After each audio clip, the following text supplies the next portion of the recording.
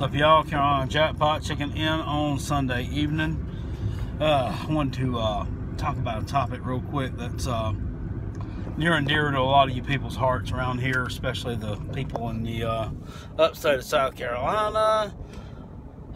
Saturday afternoon, when I was on my way back from vacation last Saturday afternoon, being 8 days ago, there was a soundbite that was on my Facebook page that I took a listen to.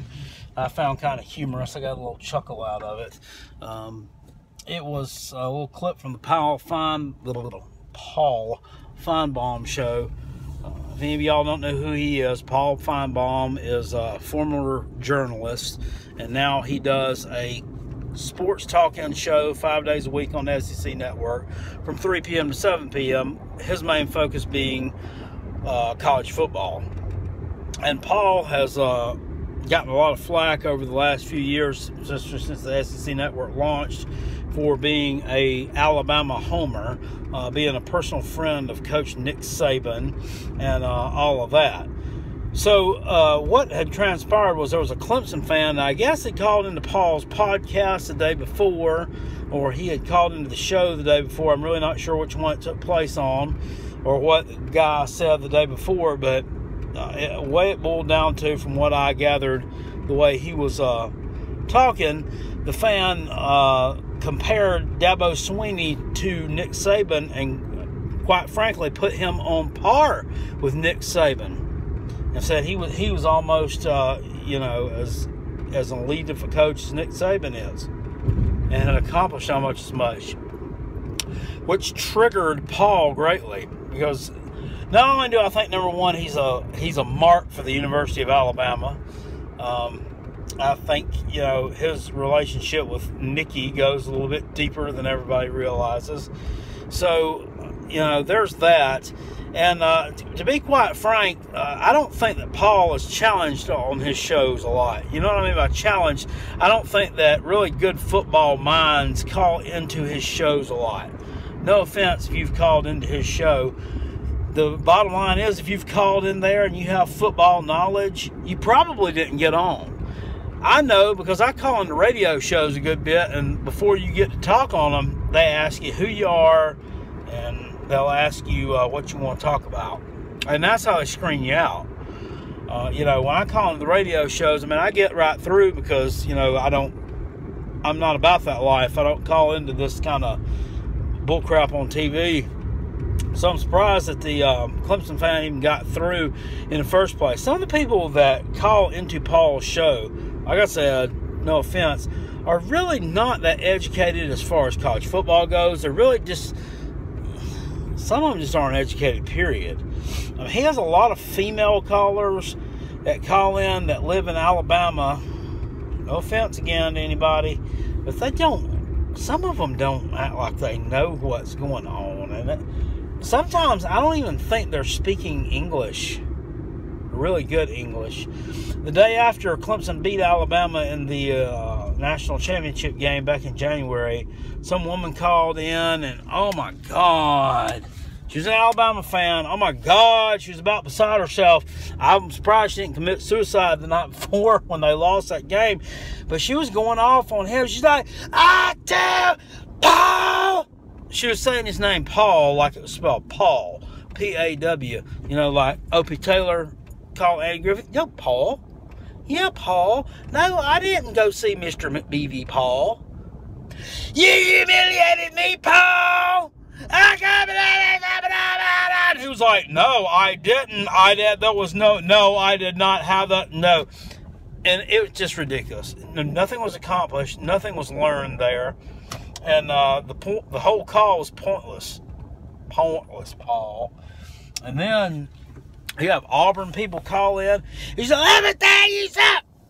When you're born in the state of Alabama, you have to pick somebody. Won't anybody? Really?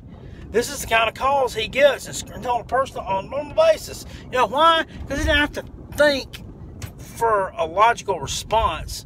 He just has to sit there and listen to it, and it's not entertaining. And I don't listen to shows a lot, but my big question is, was Paul correct when he said that Dabo Swinney is nowhere near the neighborhood of Nick Saban? He's nowhere near his level as far as a college coach. He's Bush League. He is nowhere near on par with this man. And quite frankly, I take both sides of this argument, being a Gamecock fan and being an objective Gamecock fan. If I was being an unobjective Gamecock fan, being biased, and I was just hinging on every word that Mr. Finebaum said as the gospel truth, I would be like, oh no, Connie's right. Whoa, somebody got some sense. Blah, blah, blah. But you got to look at some things here. Dabo took over a program at Clemson in 2008 when he was hired as interim coach that had been successful in the past and won a national championship in 1981, though it may have been questioned.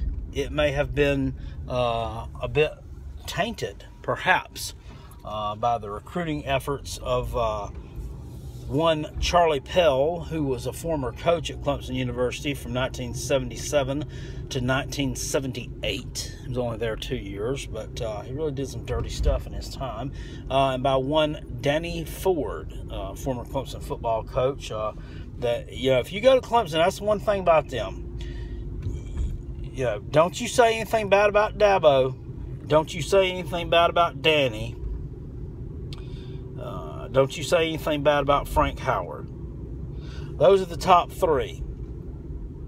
But some of these other coaches, they'll just shit all over them and act like they did nothing to contribute to the program. Fact of the matter is, Tommy Bowden, as much as he is maligned by Clemson fans, he never could win the big one. He always made excuses, blah, blah, blah. Yes, a lot of that's true. Tommy Bowden took over a 3-8 team in 1999, and he took you to a bowl game. Tommy Bowden went to bowl games more years than he didn't with Clemson. As a matter of fact, and I may be wrong in saying, no, I think I'm correct when I say this. I believe Tommy Bowden went to a bowl every year that he was with Clemson, the exception, the 2008 season when he was let go in the middle of the year, and the 2004 season, which commenced, or didn't commence, it concluded with a melee with my South Carolina Gamecocks, Coach Lou Holtz, which was his last game as Gamecocks, as our skipper. They didn't go to a bowl that year because both teams finished with winning records. I think they both ended up 6-5. Both teams kept themselves out of bowl games. I don't know that we deserve to go to a bowl game after that kind of beatdown. We got our ass kicked in the game, and some people say we got our ass kicked in the fight. Some people will say we kicked ass in the fight. Bottom line is we shouldn't have been fighting to begin with. But Tommy was much maligned, and, really unappreciated as far as what I'm concerned. He had some big wins at Clemson. He beat his daddy on more than one occasion.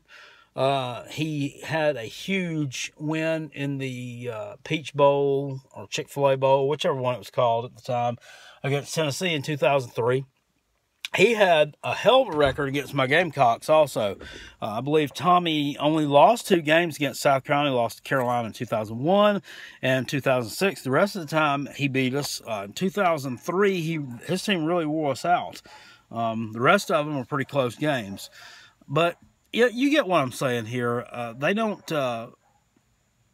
they're very much a what have you done lately for me type of fan base. So, they're going to, honor Dabo, and they're going to defend him at all costs. Now, if he has a couple of seasons where he goes 8-4 or something, I'm telling you, they're going to be getting the noose ready. But that's beside the point. Is Dabo elite? This is the thing that Dabo has done at Clemson that I feel like more coaches ought to do with their programs, and more of them are not doing. Number one, Dabo is keeping players around for 4 years now. I don't so much say that right now. Because you'll look at it that last year and say, well, what are you talking about, jackpot?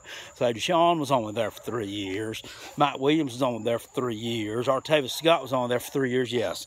But he's still keeping some key pieces around for 4 years. Taj Boyd, he stayed there all 4 years with Clemson.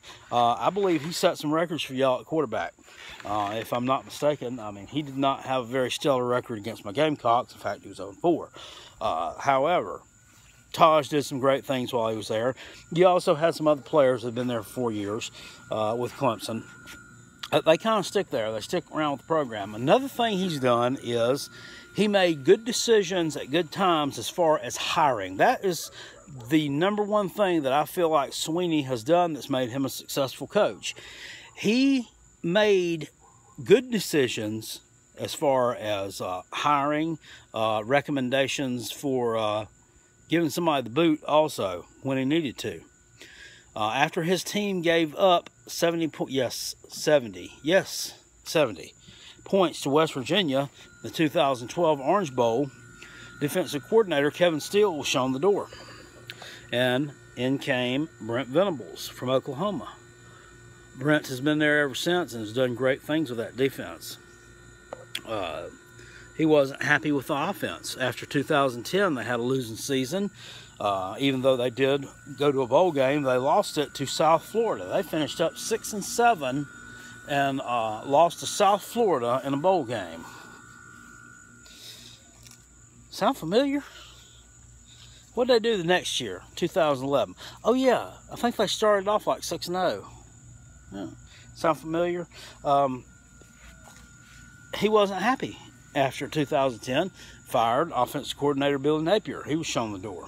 Formerly from University, quarterback. Chad Morris was brought in, highly acclaimed high school football coach from the land of Texas. Chad did great things, was there from 2011 through 2014. He's now the head coach at SMU. One good thing that Dabo has also done is he has kept the suitors for Brent Venables at bay.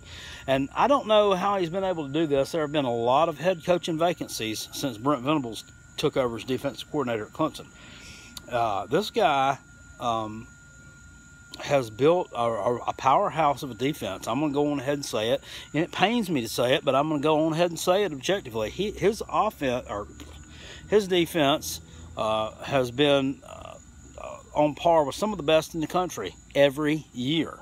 And their defensive line this year, I think, even though they, catch a little flack because they like to tickle a man's, when he's laying down on the ground, Ohio State, they are very formidable on the defensive line. He's been the integral part of putting that together.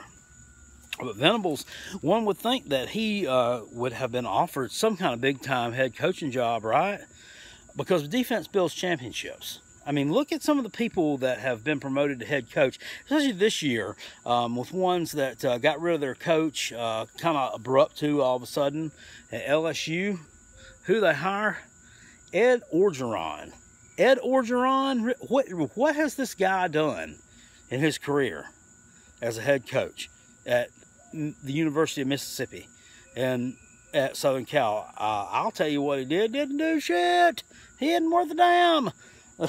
And this guy at Oklahoma, Lincoln Riley, he might be a brilliant young mind, but that's it. It's a brilliant young mind. What is he, 12?